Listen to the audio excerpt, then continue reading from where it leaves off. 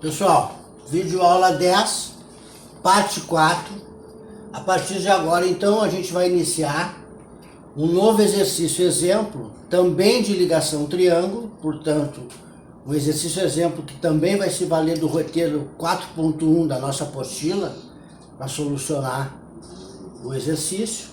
Só que agora, a única diferença é que nessa ligação triângulo, a nossa carga não mais será uma carga equilibrada. Nesse exercício, a gente vai trabalhar com uma carga desequilibrada. O exercício, a exemplo do primeiro, também vocês dispõem na apostila, é o exercício 5.2, e o enunciado nos pede que nós calculemos as correntes de fase, as correntes de linha e as potências em um circuito trifásico a 3 condutores com ligação triângulo, sequência de fases ABC, 240 volts, 60 Hz, carga desequilibrada formada por as seguintes impedâncias. A impedância na fase A, 10 ohms, ângulo de 0 grau, impedância B, 10 ohms, ângulo de 30 graus, e impedância C, 15 ohms, ângulo de menos 30 graus. Bem, no enunciado, sequência de fases ABC, está nos dizendo para utilizar a sequência de fases ABC anti-horária ou positiva, cujos ângulos padronizados, convencionais dessas tensões constam lá na nossa página 8 da apostila. Tensão 240 volts sem qualquer menção se esse valor é um valor de fase ou valor de linha, né? É uma prática dos autores quando oferecem apenas um valor sem especificar se de fase ou de linha, entendê-lo como valor de linha. Frequência 60 Hz, e observem que essas impedâncias, a gente já pode, a partir do valor dessas impedâncias, identificá-las. Essa impedância aqui de 10 ohms, ângulo de 0 grau, vai ser uma impedância que, em regime permanente, ela vai nos apresentar um comportamento puramente resistivo, já que o ângulo é de 0 grau, então a reatância associada a essa impedância, quando a gente transformá-la de polar para retangular, vai dar uma reatância X de 0 ohm. Ela vai possuir apenas uma componente real ou ativa de 10 ohms, que seria a nossa resistência, né? Já a impedância B, ela tem natureza resistiva e indutiva, né? Ela tem um ângulo positivo, então vai dar uma reatância X aqui, mais J, né, positiva, né, característica indutiva. E a impedância C, 15 ohms, ângulo de menos 30 graus, o ângulo negativo de menos 30 graus, na transformação polar retangular, vai tornar o J, a componente imaginária J, negativa, ou seja, uma carga de natureza resistiva e capacitiva, seria uma reatância XC, ok?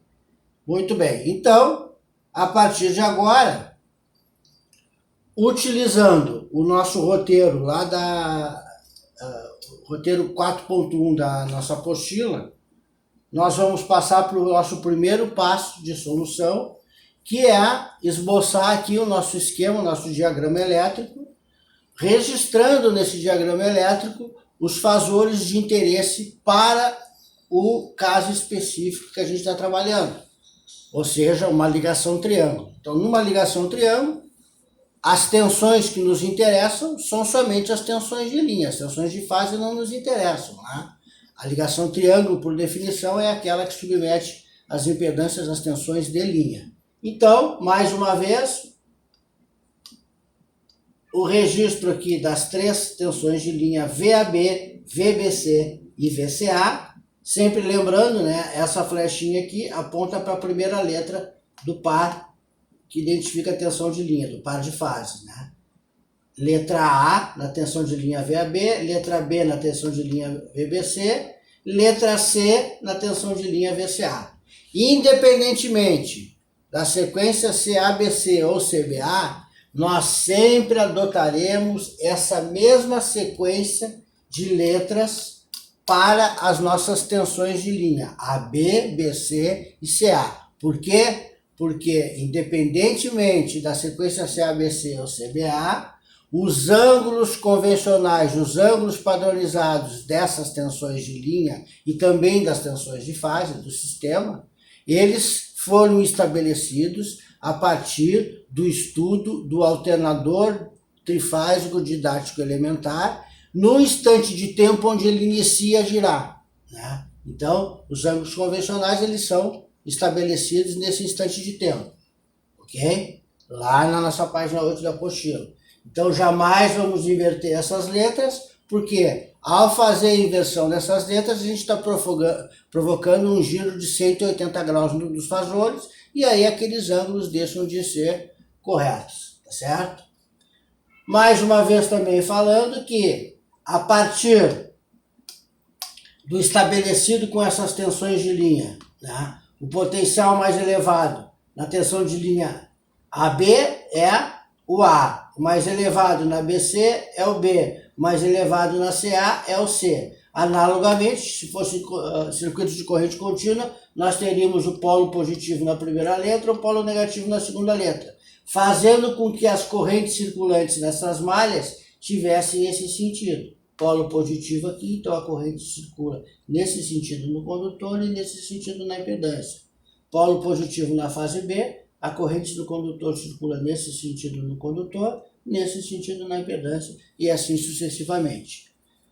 Os sentidos verdadeiros no instante da solução convencional dos nossos circuitos trifásicos, que é o início de giro do alternador trifásico didático elementar, esses ângulos verdadeiros, né, os sentidos verdadeiros, eles serão indicados no resultado, na nossa solução de cada uma das correntes. As correntes que tiverem ângulos entre 0 e 180 graus, elas terão o sentido tal e qual o sentido indicado aqui, da fonte para a carga.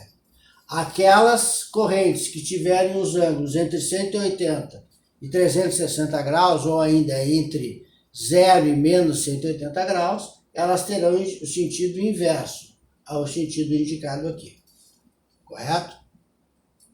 O nosso segundo passo, conforme estabelecido lá no nosso roteiro 4.1, consiste no cálculo das nossas correntes de fase. Nós vamos aplicar agora a lei de Ohm em cada uma das nossas 3 impedâncias de fase, as impedâncias A, B e C. Para isso, no diagrama elétrico, por inspeção visual, a gente vai checar qual é a tensão aplicada nos terminais de cada uma das impedâncias ZA, ZB e ZC. Então, olhando no diagrama os terminais da impedância ZA, facilmente a gente verifica que a tensão aplicada nessa impedância é a tensão de linha VAB. O mesmo vai acontecer com as impedâncias B e C. Facilmente a gente vai verificar na impedância B que está sendo aplicada a tensão de linha VBC e na impedância C a tensão de linha VCA. Então, ao aplicar a lei de Ohm, dividir tensão pelas cada uma das impedâncias, nós estaremos calculando as nossas 3 correntes de fase IAB, IBC e ICA. O enunciado nos forneceu os seguintes valores para as impedâncias A, B e C. A impedância A, 10 ohms, ângulo de 0 grau. A impedância B, 10 ohms, ângulo de 30 graus. E a impedância C, 15 ohms, ângulo de menos 30 graus. Ou seja, uma carga desequilibrada. Desequilibrada por quê? Porque as impedâncias não são idênticas, elas não têm a mesma magnitude e mesmo ângulo de fase. Muito bem. Resta agora indicar aqui cada uma dessas 3 tensões de linha, VAB, VBC e VCA. O enunciado forneceu o valor de 240 volts como a tensão de linha, certo? Então, cabe a nós agora indicar para cada uma dessas tensões de linha qual é o ângulo convencional que a gente vai utilizar. Tá? O ângulo estabelecido lá na página 8 da apostila para a sequência de fases ABC, indicada no enunciado. Se nós verificarmos, a tensão de linha VAB tem um ângulo de mais 120 graus. A tensão de linha VBC, ângulo de 0 grau. A tensão de linha VCA, ângulo de 240 graus ou ainda menos 120 graus, tá certo? Muito bem, então resta só fazer um cálculo aqui, né, desses quocientes aqui da aplicação da lei de Ohm. Né? Lembrando, divisão em notação polar, nós dividimos as magnitudes ou módulos dos fasores e subtraímos os ângulos dos fasores. Subtraímos o ângulo do fasor do numerador pelo fasor do denominador. Então, o primeiro cálculo, nós teremos 240 volts por 10 ohms, vai resultar 24 amperes.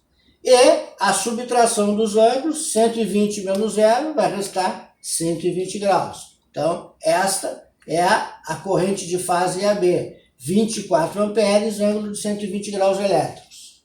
A segunda corrente também vai resultar aqui, ao dividir as magnitudes em 24 amperes, só que agora, no cálculo do ângulo dessa corrente, nós teremos 0 grau menos 30 graus, vai resultar menos 30 graus, uma corrente de 24 amperes de valor eficaz, ou RMS, com ângulo de fase de menos 30 graus. A nossa última corrente de fase, 240 volts, 15 ohms, vai resultar em 16 amperes, e ao subtrair 240 de menos 30, vai ficar 240 menos 30, ou seja, 240 mais 30, que dá 270 graus. Se ao invés de 240 graus aqui nós utilizássemos menos 120 graus, que é absolutamente a mesma coisa, né? Menos 120 menos 30, ficaria menos 120 mais 30, que ia resultar menos 90 graus, que é a mesma coisa que 270 graus. 270 graus a gente fazer o giro no sentido anti-horário, né? Fizemos este giro, paramos aqui, 270 graus. Menos 90 graus é fazer o giro no sentido horário. É isso aqui. Correto? Muito bem. A seguir, já sabedores de que nós deveremos utilizar essas nossas correntes de fase para realizar o cálculo das nossas correntes de linha através de expressões que a gente vai obter lá na aplicação da primeira lei de Kirchhoff em cada um dos nós do triângulo, né? Nós sabemos que soma e subtração em notação polar só é possível fazer de forma gráfica, através da regra do paralelogramo, que utiliza as ferramentas aí de uma escala e transferidor. Metodologia matemática, ou seja, método analítico de solucionar soma e subtração de fasores de números complexos somente em notação retangular. Daí, então, nós realizarmos a transformação polar retangular para cada uma das três correntes de fase que nós acabamos de calcular. Bom, transformação polar para retangular, se não utilizarmos a rotina interna das calculadoras, né?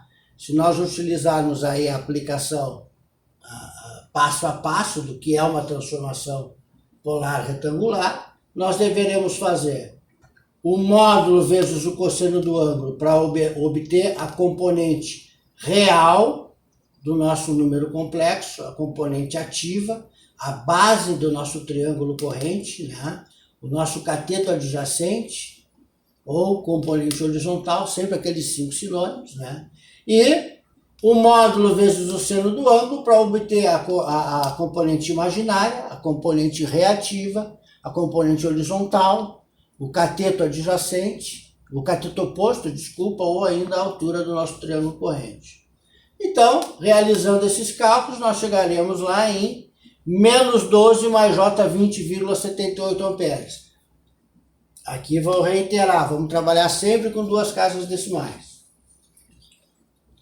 A corrente de fase IBC, fazendo a transformação, módulo vezes o cosseno do ângulo para a componente real, módulo vezes seno do ângulo para a componente imaginária, chegaremos a esse valor. Componente real 20,78 amperes, componente imaginária menos J12 amperes.